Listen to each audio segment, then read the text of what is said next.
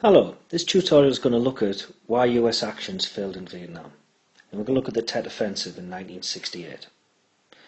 Up until this point, the Americans had been fighting what they knew to be a guerrilla war with the Viet Cong. They never expected the Viet Cong to ever launch full-scale attacks, because that went against everything they understood about guerrilla warfare. Yet, during the Tet holidays in 1968, a time that was usually a ceasefire amongst all Vietnamese, because it was a public holiday, the Viet Cong launched the Tet Offensive. All these little red dots indicate all the different locations that they attacked. Now, this wasn't something that happened overnight. The Vietnamese and the Viet Cong had been bringing supplies into the major cities along the Ho Chi Minh Trail for months, through the tunnels, in the bottom of coffins, in prams, in shoes and socks, all ready to attack at the same point on the same evening.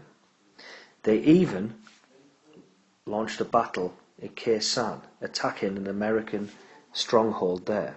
They wanted to lull the Americans into thinking that they were all located in this section here, when in fact they were all hiding all over Vietnam. So while the Americans were concentrating at Khe Sanh, the VC was slipping in across the country, ready to attack during the Tet holidays.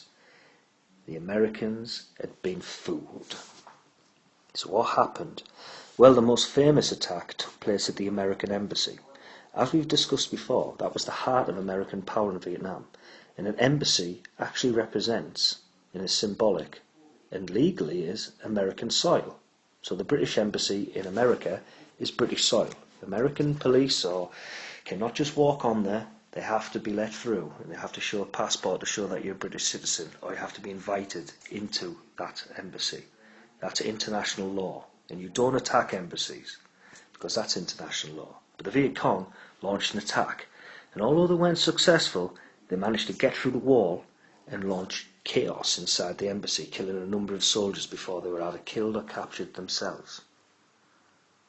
This had a massive effect on Vietnamese people, but also on the American media. This image, a world-famous image, came out at the same time as the Tet Offensive.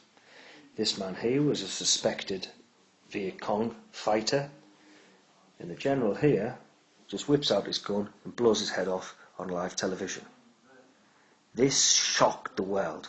How could the Americans be supporting a regime that just summarily shoots people on the spot? So, in conclusion then, this can be seen as a US victory, because they had fought off the Viet Cong, in fact killed thousands of them. However, this was more of a victory for the Viet Cong. They had shown that they could attack all around the country, and that they had supplies, cunning, tunnels, and that they were unstoppable fanatics who wouldn't be won by the US military power.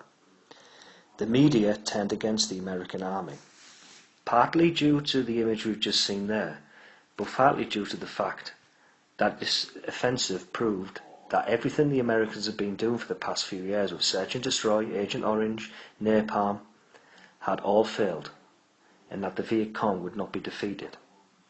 So the media turned against the American army and started saying that the war could not be won. Back home in America, this had a massive impact on protesters, and also personally on the American president, Lyndon Johnson.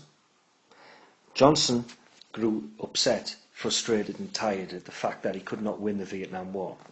He took it to heart that hundreds of people with placards chanted, "Hey, hey, LBJ, how many kids you killed today?"